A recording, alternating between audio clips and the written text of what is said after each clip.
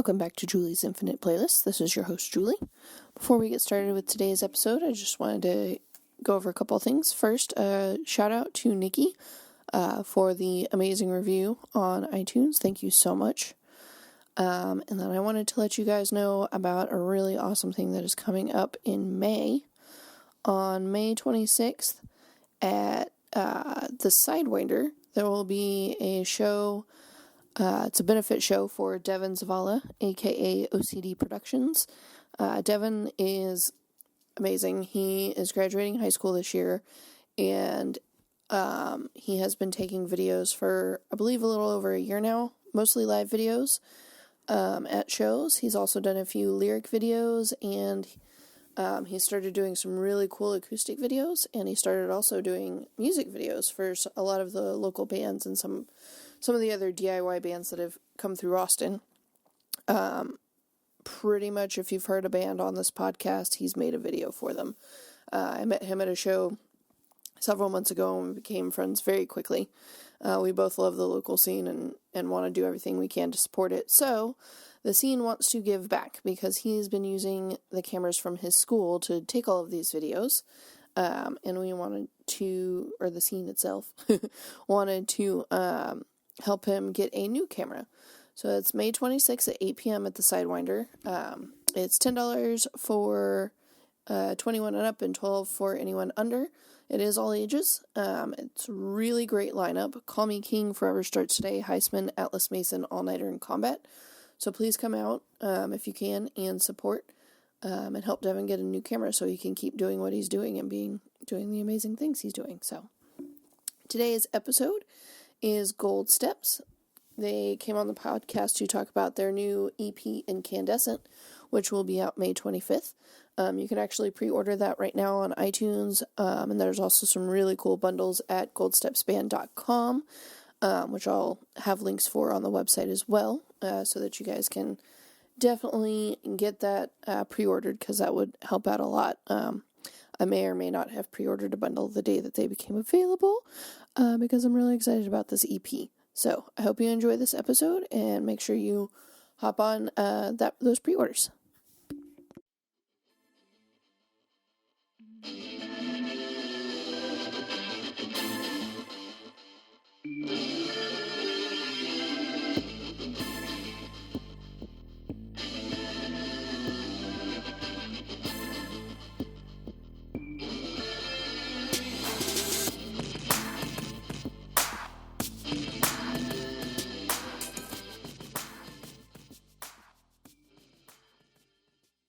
Welcome back to Julie's Infinite Playlist. We have Gold Steps again. How are you guys doing? Good. Doing great. It's been just a little over a year since the last time, since we recorded the first podcast episode together. Oh my gosh, you're right, because that was during South by, wasn't it? Yep. Wow, it's been a whole year. It has been a whole year. We've grown up so fast. So much has happened. So much. Many things. Many much things. Yes. Do you guys just want to introduce yourselves real quick and what instruments you play, just in case anybody is not familiar? Sure. I am Liz, and I am the vocalist. I'm Zach. I play guitar. I'm Raz. I play the bass. And not pictured are Roger, who plays drums, and Alas, who also plays guitar. So today we want to talk about the new EP that's coming out, Incandescent. Yay! Woo! Which sounds amazing. It does. That's great. I'm glad you think so. Yes. Hopefully other people also think so. Yeah.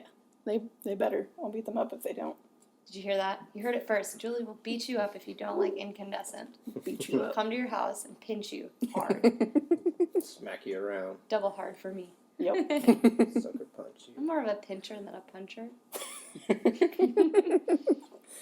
And where did the name for the EP come from? Ooh. So the name for the EP comes from all of the references to light and sparks and fire throughout the lyrics of the EP. And then incandescent also can mean brilliant or passionate. So when you say, like, you can refer to a person as incandescent, and that means that they're really, like, passionate about something, or they have a fire inside them about something. So I felt like it really tapped into the feelings that are expressed throughout the EP, and also it works with the literal lyrics of the EP. Very nice. Not No. about light bulbs, What although about light those bulbs are crappy- great. Crappy light bulbs that you have in your bathroom. Yeah. Hey, incandescent bulbs, they're nice and warm. They're You know, warm. LEDs are kind of cold. I They're prefer warmth. they're good for like dining room lighting. Yeah, like this beautiful chandelier above us that came with the house. The imagery is spectacular right now. Yeah. I hope you're picturing grand chandeliers. Because it's not. It's not. Hi. And does the album have a concept? Or Yeah. the EP? Yes. So the EP actually, the songs follow a path of emotions based on what one might experience during the throes of a mental health episode. So I struggle with anxiety and depression and some pretty extreme mood swings. And the beginning of the album starts out, it could be described as a sort of mania, where you have this feeling of being able to take on the world and you're shedding all of the things that are holding you back and you feel invincible. And then halfway through the EP, all of a sudden the feeling starts to switch to like, I feel like I'm in a good place and I'm getting better, but I am still sad. I'm still not feeling at my top. And then you get taken down with the overwhelming negative emotions and thoughts in your head. And then you go back to being a little bit more positive because you've got a support system that's trying to make you better. And then the EP ends on kind of an unresolved note of being like, hey, I'm still not over this. Am I ever going to get over it? And the whole concept behind it is mental health is a lifelong journey. For anybody who's ever suffered from any sort of mental health issue or a substance use issue, recovery is not something that is like a light switch turning on. It's a journey that ebbs and flows. Sometimes you'll be more successful in recovery, and sometimes you backslide, and all of a sudden you find yourself at rock bottom. You move up a little bit, and gradually you get better, but you can only get better with the support of people around you. So I really wanted to develop that idea and really be vulnerable to our audience and open them up into kind of what it's like to live inside my head for 7 songs, which is kind of scary. Dang, that's deep. It's real deep. It took me a long time to get to the point where I felt like I was ready to share some of that. Even my parents didn't quite know how deep a lot of my issues went, and probably the only person who knows how deep they really go is Zach. That's, it's scary to let people into that, but I find that it's really important to share that with people and let them know that they aren't alone. And that's what I hope people take away from that, from the EP, is that they aren't alone in their journey, and there is hope and there is understanding and support out there. And for people who do, struggle with these, I guess, would you call them illnesses? Yeah. For people who struggle with these illnesses, it's good to have a good backbone, somebody who understands, because somebody who doesn't understand could be even worse for you. Yeah, definitely. It's tough. The last song on the EP, Manic to Panic, the beginning of it actually starts out as being from a third-party perspective, which is similar to our previous release, Misery Loves Company. That song is also kind of written from a third-party perspective of watching somebody have a breakdown. Manic to Panic kind of echoes that sentiment of being like, I want to understand you and I want to help you, but I don't know how, because the emotions you're cycling through are just so intense and so back and forth that I can't even keep up with you. And that's a sentiment that, even today, Zach was telling me, he's like, you're moving 1,000,000 miles a minute and I can't keep up with you. Like, you're in this place in one sentence, and 3 sentences later you're on a totally different, like, emotional level. And, like, it's something that I don't think a lot of people have thought about, is like, it's not just the person who is suffering from the issue, it's the people around them and how they handle it and how they're able to contribute or support that person in those moments. So that song is really special to me. It's actually, I think, my favorite one. You're not the first person who's told us that. I feel like everyone who we've shown the complete EP to, they feel like that song is, for whatever reason, it resonates with people. And really well. I think that's great. And I think it's probably because most of us know somebody in our personal lives that they've observed these behaviors and they identify with that feeling of like helplessness. Like, I want to help you, but how do I help you? Yeah. And that the person who's in the middle of their breakdown or suffering, they don't really know how. Zach has asked me multiple times, like, what am I supposed to do when you're in this moment? Like, you're... It's more of like, I just listen, let it happen, and then I distract. Mm-hmm.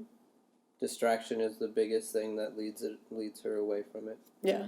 And patience. And patience. It's hard to be patient with somebody who's that all over the place.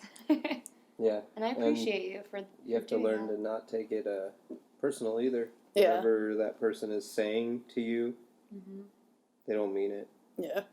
Mm-hmm. It's hard, but yeah, it's worth it. To me, at least. God, that got very close to home. Yeah, we've talked a little bit, and I struggle with anxiety and depression too, and I've gotten a lot better about talking to people, but there are definitely times where I'm like, I don't know what I need right now. I just need something. I know, and it's hard. It's hard when you're in that moment too of like, people, they ask when you're experiencing that, and I can't even like think of anything. Yeah. Like my whole like defense mechanism when this is happening is to run away. Yeah. And that's really, really hard for somebody like Zach who wants to be there and help me. And I don't want anybody near me. I just want to be alone and like suffer by myself instead of letting somebody else into it. And that actually ends up hurting them more. So it's definitely hard. And I think that's why it's important to open a dialogue and talk about this. Not just for, our friends, our band, or our personal relationship, but society at large. How do we handle somebody who needs that extra support, but they're pushing you away? Yeah. And it's a very difficult conversation to breach and open up because it's scary. Nobody wants to talk about the bad things. It's very taboo still. So we're hoping that we can be part of that movement. I do see a shift in change towards discussion of mental health issues and how can we help people who are struggling and how can we support them and how can we get them the help that they need while also preserving ourselves. Right. You don't want to put yourself in the line of fire.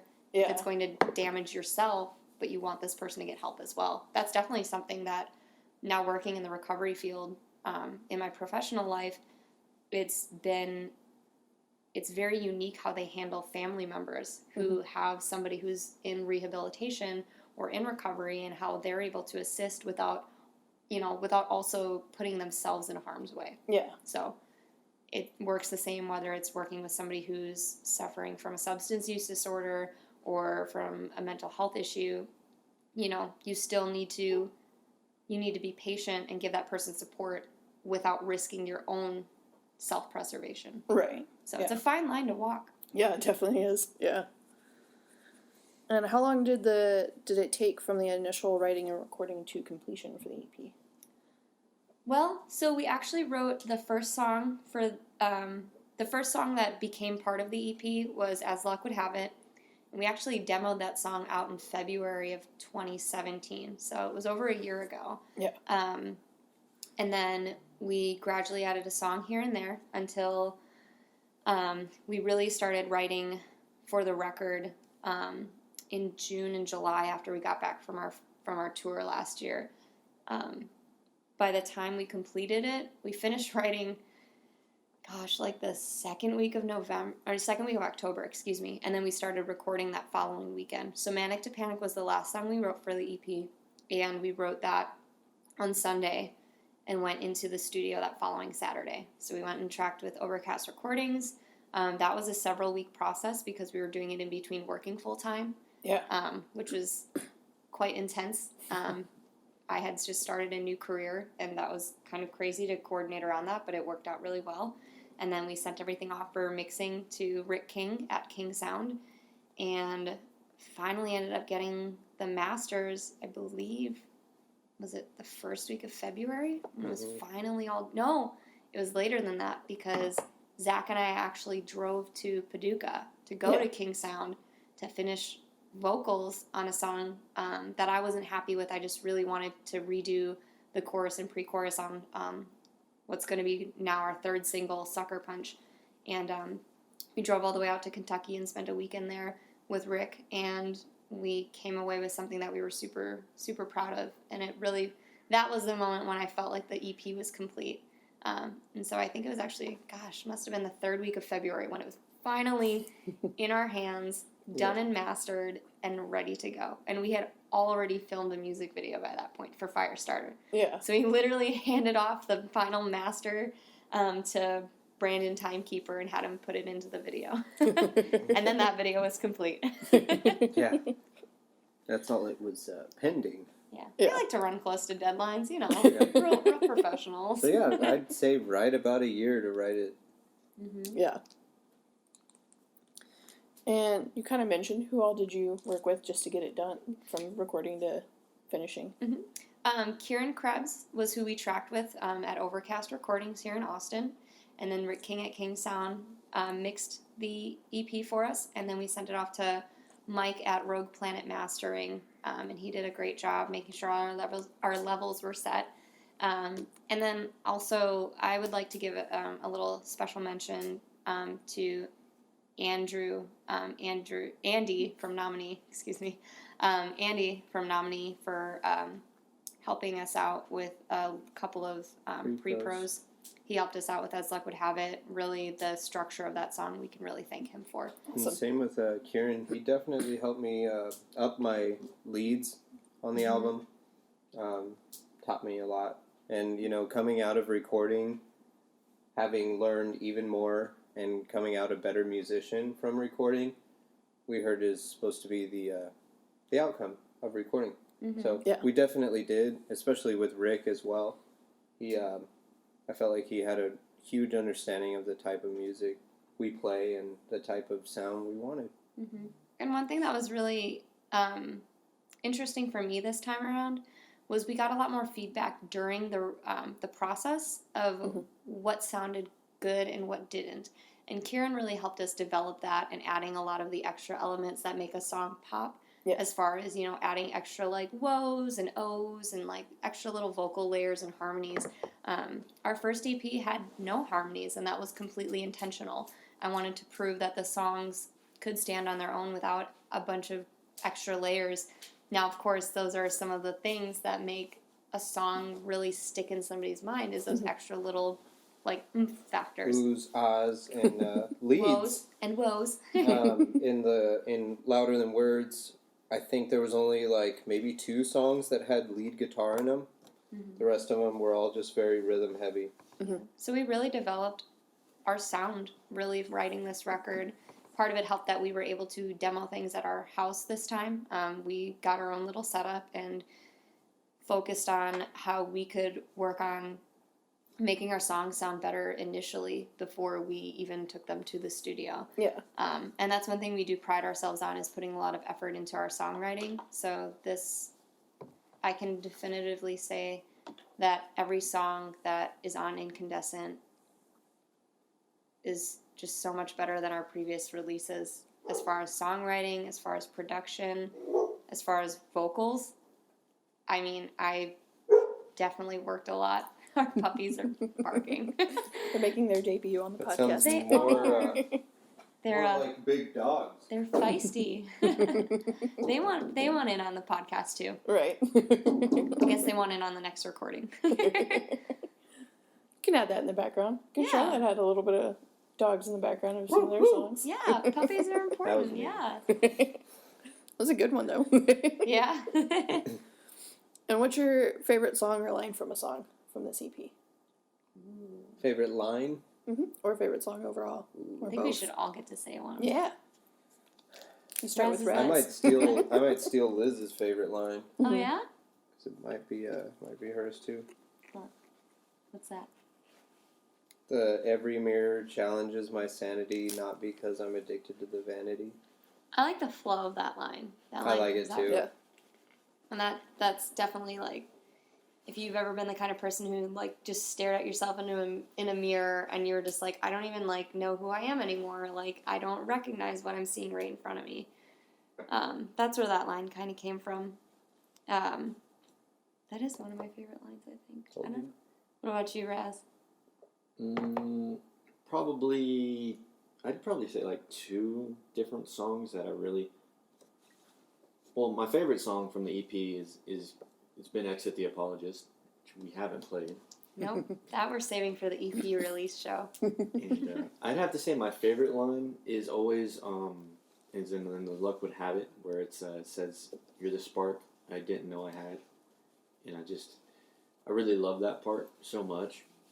It always gets me more over the top, I guess. Not that I'm not already over the top when I play, but it's just something that really hits home, I would say, because, for me, it's just kind of like, it's something I didn't know, you were that thing, because for me, I feel like Goal Steps is that spark, if that makes sense. Yeah, we actually brought you to life, made you realize that there's more to life outside of, your hometown and how you used to be. Besides being blimpy. Oh my god. Oh. It's an insider joke.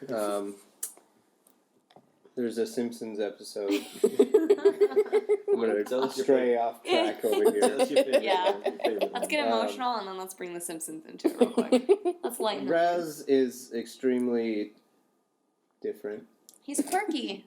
Like Zoe Deschanel. And that's, I feel like, what every band needs, because he's more of just like a mediator. He actually randomly starts singing this song while he's cleaning up or cooking or something. And that song really speaks to him.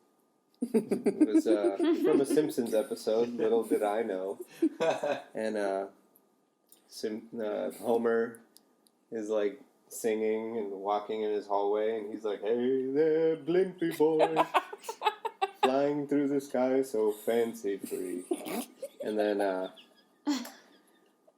why are you the there's Raz is bassy tone. Right. Raz just is singing it while he's cooking, and I have no freaking idea what the hell he's talking about. And he finds the clip and sends it to us from YouTube, and man, I think we've just started calling Raz Blimpy Boy now. He fits. Yeah. Head in the air. Yeah. He's just always floating. Simpsons has a lot of good, like, one-off things that you can just, like, my dad and my sister and I have, there's this one episode where, like, Bart goes to become a Boy Scout, and he puts a piece of pie on a plate on the floor, and then sets up a trap. And Homer walks up and he's like, floor pie. My sister and my dad and I just all out of the blue will just, floor pie. Floor pie. That's awesome. I mean, it's such a stupid thing. Like, My parents wouldn't let me watch The Simpsons when I was little. What? I wasn't allowed to watch, We weren't allowed to watch Beavis and Butthead. Yes. Oh Yeah. my God. Same. Okay, so my dad has this. Okay, hear so my Howard older Stern. brother and I, my older brother Jake and I, my dad used to have these VHS tapes where he would tape stuff off like TV, and it was usually like wrestling or something, wrestling. And but he had this tape, and it was Beavis and Butthead Do Christmas, right? So one night, my brother and I snuck down, and we put the tape in, and we were watching it, and it's like they're like grilling rats on the griddle at their job or whatever. And I remember we both like looked at each other, and we were like, "We're not ready for this." We turned it off and like snuck back upstairs. You got scared? Yeah, Censored yourselves. I mean, I didn't know what Beavis and Butthead was. Like my parents. My parents, like, I used to sneak down to our basement and I would tape episodes of South Park on, like, a VHS, and then I would take it up to my bedroom, and, like, we had one of those I had a little TV that had, like, the VCR, like, built into it, and I would watch my, like, terrible, grainy episodes of South Park. Jesus. And, hey, I had to do what I did to get by, you know? Like, I started watching South Park because, like, when I was, like, 12 or something, like, a friend showed it to me, and I was like, this is awesome. And of course, like, I shopped at Hot Topic because I was a super cool mall goth kid. Who didn't shop at Hot Topic? Right? I still have my little goth stand doll somewhere in this house. It exists. I have a bunch of creepy toys. On the topic of South Park, my older sisters, well, Crystal to be exact, she actually one day when she was babysitting me, she took me to see South Park Bigger, Longer, and Uncut, and I was extremely young, and I actually ended up loving the song so much because they were so catchy that I actually started singing one at the dinner table that night. And I think one of them was like, I think it's the one that Mr. Mackey sings. Like, shit. You can do it. It's all up to you. Okay. Yeah. And then he's like, you could change your life today. you don't have to make your life addicted to smack. Homeless on the street, giving hand jobs for crack. So it was that line. It was that line. Homeless on the streets, giving hand jobs for crack. And I would say that at the dinner table. And I think my mom looked over at me and said, "What the fuck did you just say?" Your mom would never say No, the F seriously, word. straight up. No, she she got wouldn't. so fucking mad. The F word? The F word? And then my dad was like, "Where the fuck did you hear that from?" And I got grounded. I got sent to my room. I had no idea what a fucking hand job was at like fucking 10 years old. Yeah, okay. Get out of here. Seriously. It was 14, okay? No, I'm just kidding. It was 12. Yeah. Anyways. Oh God. You blossomed quickly after that, from Yeah. what I've heard. That I have to thank Crystal for. You have to thank your sister? Yep. I'd like to thank my sister for taking me to see South Park when I was 12. Yes. It's beautiful. Wait, you couldn't have been 12. When was it released? 1999. So I was 9 years old. Yeah. Damn. I'm kind of jealous. Yeah. I remember, I think I was like 11 or 12. I remember I was in middle school and the Beavis and Butthead Do America came out. Oh, God. And I was at a friend's house and they wanted to go see it. And I was dumb and I called my mom and told her that's what they were going to go see. And my Great. mom was like, Good job, no. Julie. I know. I was such a goody two shoes. Aw. Same. But yeah, Sorry, I got a anyways. big fat no. No, We I get- could we talk went about South way off Park. topic. No, that's okay. I could talk about South Park like all night. Like, how much time do you have? Man, I wish we got that 3 little, hours later. where so, they- the EP. where they animate you and put you in one of the shows. Man, I would die for that. When I was younger, a group of friends actually, like, they have like a little website where you can put in, like, you can make your own South Park characters. Yeah. And he made one and it was like all of our friends in our group and I was like the only girl. And I hung that in my like bedroom. I had that hanging in my bedroom until I moved out, like Aw, in that's fucking college. cool. It was That's really super cool. It was cool. adorable. It I was wish super we had cute. more artsy friends who could like draw us like animated. April was supposed to do that, but I think she's kind of slacking. My sister. She might be kind of busy being, you know, a teacher and all. Yeah. She has a lot of other kids to deal with. Maybe besides this you. is her call out, and I'm saying, hey, draw us, okay? Yeah. You know, make us Rick and Morty characters, make us South Park characters, whatever you want. I mean, you can just draw us too. You can make. I'd be fine if you drew me as a stick drawing. That would mean about as much I can to me do as. that. Thank you. Or draw us I'll as wait like The for it. Simpsons and make him Blimpy Boy. No, that's so mean. You have like 3 hairs. Oh yeah, Homer. Oh, yeah. Aww. Boo. Okay, so my favorite lyric from Incandescent. Oh shit, we were back on Yeah, that way to go. topic. Thanks a lot. Oh, shit. No, actually, Zach took one of my favorites. I don't know. I really like all the lyrics. Obviously, I'm biased. I wrote them. But I really, really liked the second verse in Manic to Panic is quick to anger and fall apart, breaking your own heart before anyone else can. Because that is me in a nutshell. Like, that is literally me. I have, like, a really quick temper, and I panic easily, and I always just, like, assume the worst a lot, which is horrible. Like, I want to be a more positive person, and I'm really trying, but, like, my immediate, like, if somebody doesn't pick up my phone call, my first thought is, like, oh my god, they must have died. Isn't that terrible? I am... I'm laughing because every time we talk about this, I'm like, God, Liz and I have the same brain. I know. It's like I am worst case scenario all the time. Like, somebody didn't return my phone call. They hate me. What did I do? I didn't get my Amazon package. Wrong. Oh my God. Somebody stole it. And then it's in the mailbox. That's better than what's happened recently with packages. Oh, yeah. No, I didn't say that it was stolen. I just was like, oh my God, they totally didn't drop it off. Somebody took my robe. It's very important. Somebody's wearing it in their fucking room right now. It's all satiny and nice against their skin. That could be me. I could be that USPS driver. Some weird pedophiles wearing it. Hey, now. You leave the Postal Service alone. They're great people. My aunt was a Postal Service worker. She delivered mail to Jeffrey Dahmer when he lived at his grandma's house in Wisconsin. Creepy. Super creepy. I think she quit shortly after that. Or she took some time off. Yeah. I would too. All right. Good old Wisconsin. Anyways. Any stories you want to share about the process of writing the EP? Putting it together? Great question. Can I tell them about how Firestarter came about? Yeah. How we got in a fight the night beforehand? Yeah. I mean, so don't leave out the part where, I heard it in my friggin' dream. I won't. Okay. You just shared it, though, so now I don't have to talk about it. So we went to a nominee show, on a Friday night or something. I forgot why we even fought. It was something really... Oh, I poked you in the back. You got mad because I poked you too hard, and then you turned around and you threw my sausage on the ground. No, that was not it. That was not it at all. Okay, hold on. You threw my bratwurst on the ground, which is sacrilege. That's not what happened. To a Wisconsinite. I was talking to Steve, and I think the dude's from Sundressed. Mm-hmm. And you wanted me to pay attention to you because you had something extremely important to say. Oh, I bit my piercing in the front of it. You were looking for your piercing, and it fell out on the ground, and you were freaking the hell out. And I was like, hold on, I'm in the middle of a conversation. And you were like, you jabbed me in the fucking back, and I was like, what is wrong with you? It's okay. And then, we got in a little tiff.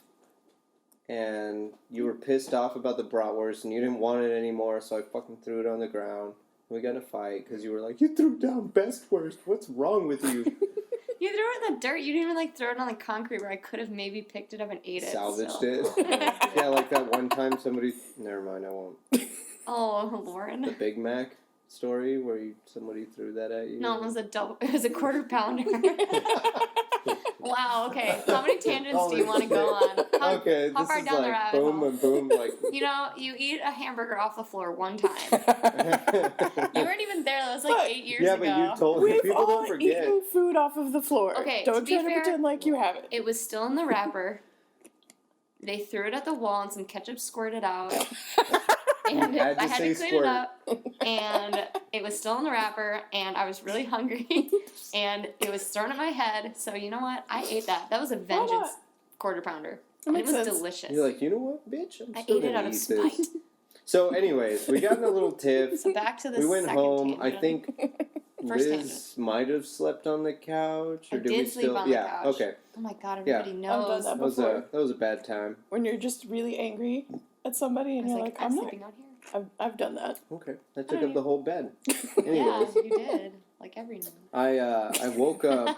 That's me. I woke up having the main lead to Firestarter stuck in my head. And I ran over and tracked it, demoed it. I pretty much had the basis of the song written in an hour.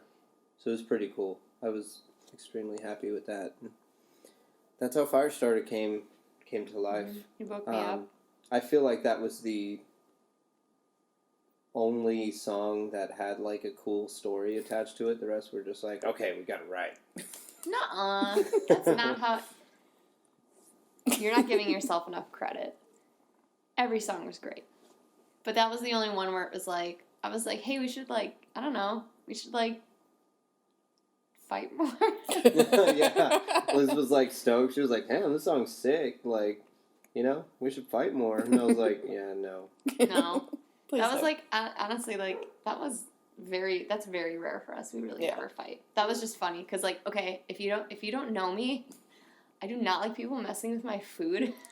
Oh, I mess with her. I am such a jerk when it comes to food. Like, I'm Joey. I don't share food. Joey doesn't share food. No, I share your food, but we don't share my food unless I tell you it is okay. I am possessive over food. Very possessive. I don't eat all that much, so when I do get to eat, like, good stuff like that, like when I splurge. Oh, Best Worst is so good. Yeah. I'm upset now. I'm mad again. Throw your Best Worst down. I will never do that. Yeah. You know how hard it is to find a good bratwurst here? Probably really hard, It's honestly. extremely hard. Speaking of bratwurst and being hard. Ew. Anyhow. Any stories? Well, that was about the song. Do you have any about the process of recording or anything? Or? Oh, yeah. Any cool stories about the process of recording? I mean, Sucker Punch in its own, I feel like the whole journey we took going up to Kentucky, meeting Rick, the guy who's actually mixed our whole album, EP for Incandescent, that was a journey in its own, and I think that's a cool story. That was so much fun. It was our first time, like, it gave us kind of a glimpse into what it would be like to, like, go there for tracking next time or, like, do the whole process there. And he made us feel really welcomed and comfortable. And, like, it was really cool. Like, a lot of... we have never traveled outside of the city to track before. Yeah. And I know that's something that, like, a lot of other bands do, and we never got the opportunity to do that, or we hadn't taken the opportunity to do that. So it was definitely cool to, like, be in a different environment and also have somebody there who, like, really, like, pushed us. Like Kieran definitely pushed us too. So this writing this EP was definitely, like, the first time where I felt like we were really pushed to be like, I think you can do better. And not in, like, a mean way, but, like, I know you. I believe in you. One of the things that Kieran told me during recording, especially when I was getting kind of frustrated after doing a lot of takes and, like, feeling like we weren't getting the right vocal takes, he said to me, I wouldn't push you if I didn't think you could do it. He's like, I have a lot of vocalists that come through that I know that they're at their limit, that this is the best it's going to get. And I let it go. He's like, for you, I know you can do better. And I'm going to push you because I know I can get a better take out of you. And in the moment, you're just like, are you fucking kidding me? But, like, but then you do it. And, you know, maybe he just knows how to push my buttons the right way to get the right take. But it definitely helped me develop and think about, like, okay, what am I actually, like, emoting when I'm singing? Like, am I just singing the line, or am I actually, like, projecting something with it? Yeah. Delivery is important. It's not just getting the note right. And Rick was helpful with that, too. I think Rick needs to change his name to Rick, King of Pop Punk. He seriously knows the genre, like, from the front side to the back side of it. I don't know how else to put that, but... What if he took out the second K and it was just ricking? Ricking? Yeah, we could start a new verb. Like... Didn't Rick and Morty already start that? Did they? Maybe I'm wrong. No, I think they refer to, like, oh, you're such a Morty or something like that. And Rick and Nikki, his wife, they were both extremely welcoming. His studio is in their own home, and it is an amazing setup. They have a beautiful home and a beautiful studio. And a beautiful dog. If anybody... and a new beautiful kitty. Oh, yeah. I saw them. If anybody ever wanted to go and record an album there, he is the guy. Yeah. For sure. I'd recommend him to anybody. And then you get to fight over which bunk bed you get to sleep in. Yeah. There are bunk beds. It's like summer camp in a house. And you record. It's really fun. It's a good, cool place. Very cool place. Very cool. What were the biggest challenges with getting this out, EP, together? Oh, man. Being crazy as far as, like, mixing goes. Like, Rick is definitely a perfectionist, and I think the mixing process was just, like, it was definitely, like, I wouldn't say it was a challenge. I would say it was a really long journey of trying to make the song sound the best they could. And it was, like, Rick really pushed himself to make sure that everything sounded the best that it could. There were several times where, like, he sent us a mix and we're like, this sounds really good. And then, like, 2 hours later, he'd be like, delete it. I hate it. I'm starting from scratch. And we were like, what? Why? But it came out to be the best that it could be in the end. The challenges of recording something, seven songs, it's not really a full length. Of course it's not a full length.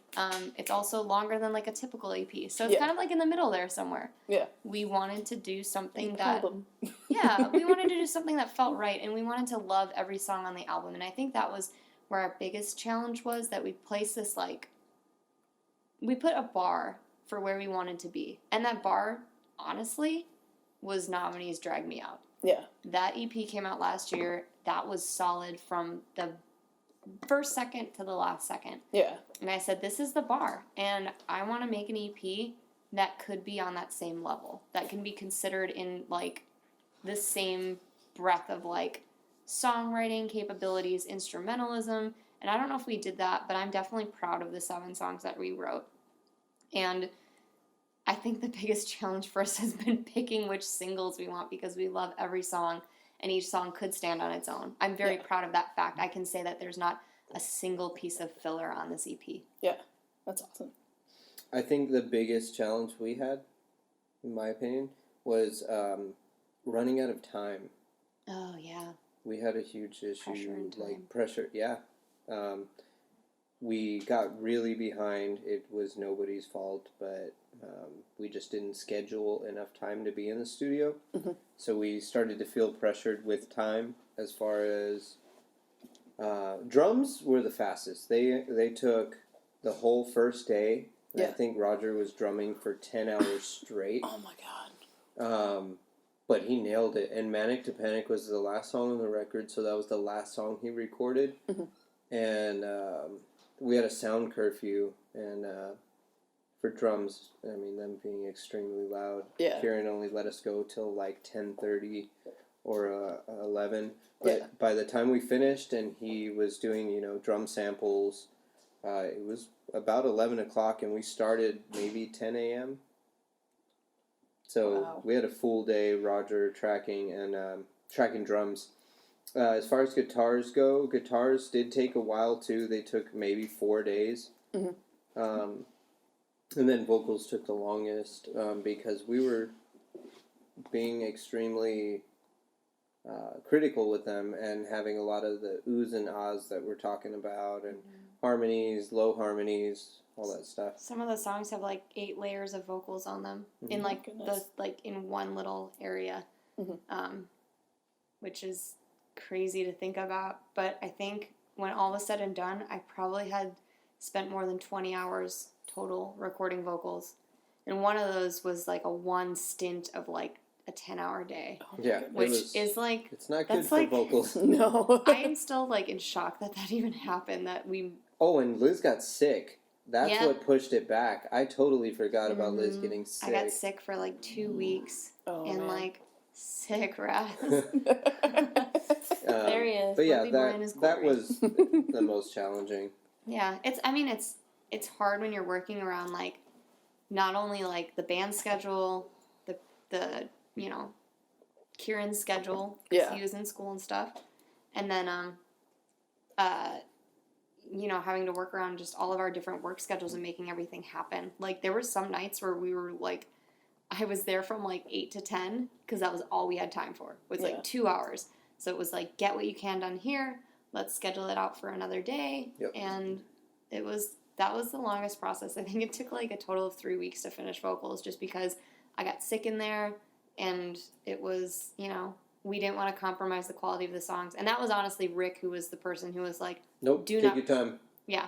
Don't push yourself. He's the best. That was so sweet of him. Yeah. We love you, Rick. We love you, Rick. Please. If anybody gets that reference, I swear, you can be friends with us. Tour. Let's talk about tour. Let's talk about tour, baby. Let's talk about you and me on tour. So we are going on tour starting June 29th. We'll be in Nashville. Then we go up to Milwaukee, which is my hometown. And then we cut across through to the East Coast. And then head down south towards Atlanta and Orlando. And we cut back over through Louisiana, through New Orleans. And then we'll come home. Are you spending any time at Disney World? No. Sorry. I wish, but like by the time we get there, because we're gonna have to drive like 8 hours from Atlanta. Oh, yeah. There's no way. I wish, like, maybe if there was like a way to like, hey, we have 2 hours. Can we get to the front of every single line and Right. ride? Like, honestly, I would just go to Epcot. That's my favorite. Yeah. That'd be fun. So our first date is hopefully going to be a Friday in Nashville. Second, hopefully Milwaukee. Third, Chicago. Cleveland, Jersey, Baltimore, Richmond, Atlanta, Orlando, New Orleans. Mm-hmm. Yeah. No Texas dates because How rude. Texas is so big. Just kidding. Yeah, we did a lot of Texas states on our first tour, and we felt like, you know, we can do that on a long weekend, and we really wanted to take the opportunity. We've had a lot of people reach out and ask us when we're coming to their state or when we're like going to be near their city, and I felt like if we're going to take the time off to do a tour, we want to make sure that, you know, like, we love Texas, of course. Right. We could do, you know, a little stint, you know, Houston, Dallas, San Antonio on a weekend, or even a weeknight. We've definitely done those. Driving to Dallas, playing a show on like a Tuesday, and then driving 3.5 hours back, and then working at 6 a.m. the next day after 2 hours of sleep. Yeah. But we do what we need to do. Anyways, the whole point of us doing a bunch of dates out of Texas is because if we're going to be traveling, we wanted to get to as many cities outside of Texas that we wouldn't be able to make on a weekend. Yeah.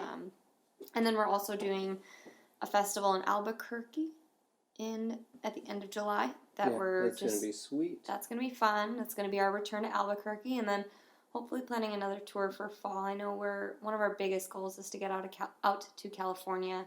We are friends with a handful of bands out there that we'd love to play with, and it would be really nice to, you know, get out west farther than we did last time. Yeah. And it'd be cool to hit both coasts in 1 year. That would be really neat for us. Yeah, that'd be awesome. I want to get one of those maps and like put pins like where we've all been. Yeah. Or just get stickers, you know, and put them on Evergreen, which is the name of our tour vehicle. Mm-hmm. Yeah. Little bumper stickers. Yeah. So what's next for Gold Steps? Any goals? Oh, yeah. Okay, so next we have another video coming out in April. We're still finalizing the release for that.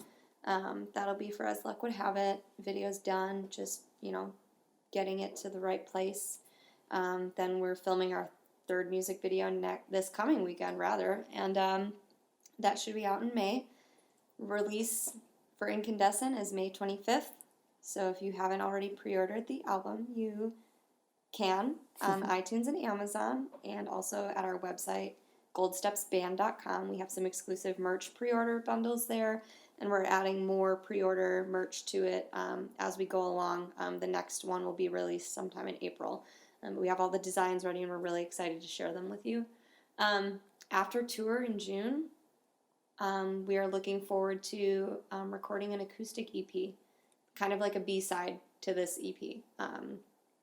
That we'll do a couple of songs off of the EP, acoustic versions, and then we're planning to add a couple of originals to it. No, I don't want to tell them that yet. We gotta save something. Oh, come on. We gotta save something for Just them. a little. We already have a title for it, but we're gonna hold that close to our chest for a little bit. Yeah. And then hopefully another tour in the fall. That'd be great. And then probably start writing for the next EP, to be honest. Yeah. We'll never slow down. No, I don't know how to slow down. That's like not in my... Slow down isn't in Liz's vocabulary, so if you tell her that, she's going to get really mad at you. No. Slow down doesn't bother me. Relax bothers me. Calm down. Calm down bothers me. I fucking hate that. There's no such thing as calm in my world. Nope. Everything is 10,000 miles a minute. Sometimes, though, it gets so like, dude, just calm down. But Nope. that's the worst thing to tell somebody who struggles with anxiety and all that. So, don't tell them to calm down.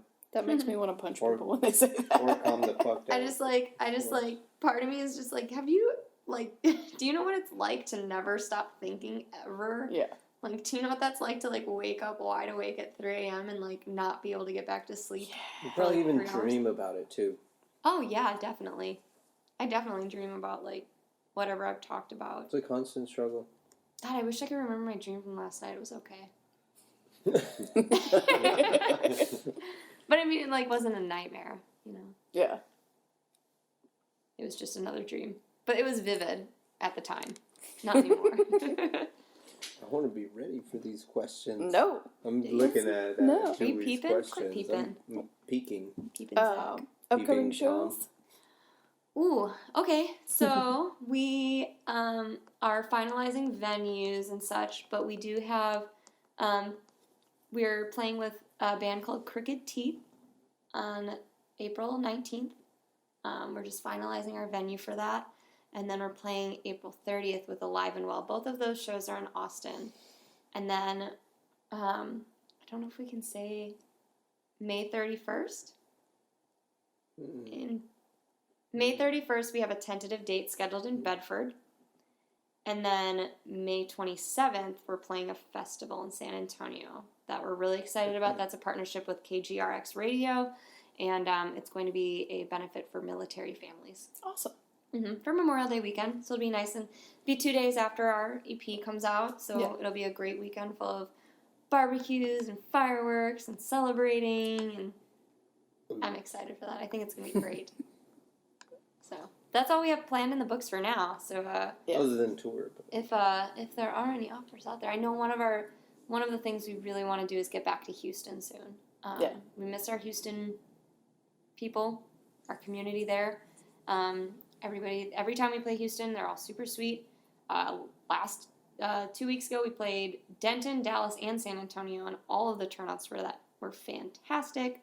Our San Antonio crowd brought it hard. Yeah, they did. They're so sweet. Yeah. I love them. They're so great. we And love you. For anybody San who Antonio. didn't see the awesome video on Gold Steps Facebook, somebody got engaged in the middle of their set, Yeah. which was so cool. You can't beat that. That was incredible. Yeah. That was amazing. We That love was them. very touching. Yep. It was hard to not cry on stage and be like, oh my god, I have to sing right now. No, no tears. Be happy or something instead. But it was What's really that? fun. No. I'm like, what What's is happy? fake happy? And where can we find your music? You can find our music everywhere now. DistroKid added a bunch of different distributors to their list. So now our stuff it's on Spotify, Apple Music, iTunes, Google Play, Pandora even. Pandora now, I don't know how that iHeartRadio. works. I mean, Nice. but that's cool. You can also download it on Bandcamp. This is Sucker Punch by Gold Steps. That's us. Wait. Yay! Ready?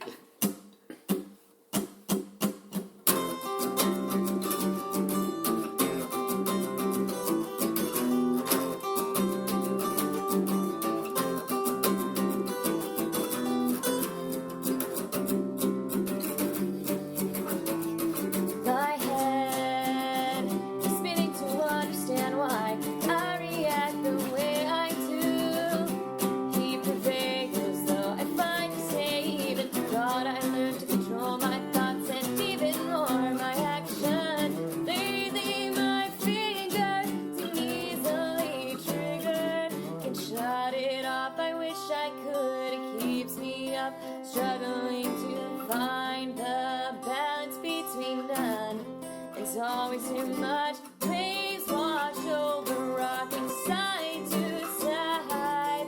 Pressure and time is eating me alive. Through paper thin skin, sucker punch right in the chin. Always too close to the edge. I push myself over.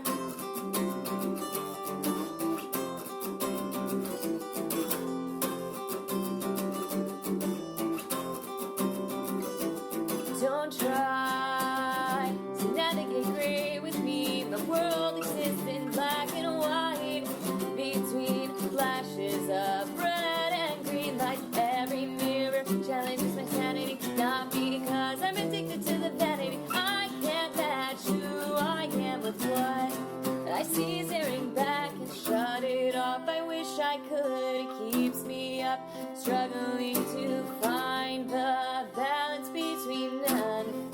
It's always too much. Waves wash over.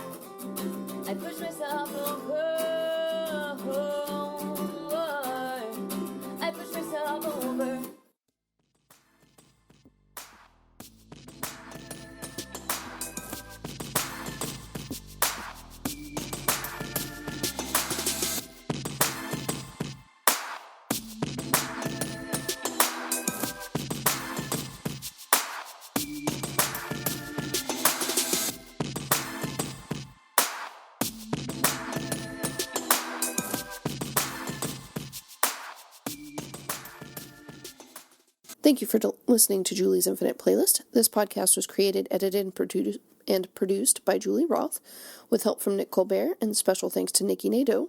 The theme song was created and produced by Animal Abstract. All of the songs performed belong to the musicians performing them. If you like the podcast, please rate and review on Apple Podcasts and subscribe on Google Play, Spotify, Apple Podcasts, or Stitcher, and share it with your family and friends. Find us on Facebook and Instagram to keep updated on the podcast and when the bands featured are performing in Austin. Also, check us out on Snapchat to catch videos from shows I go to and maybe even some sneak peeks. Some sneak peeks. Some sneak peeks. Some sneak peeks. Some sneak peeks. Some sneak peeks. Some sneak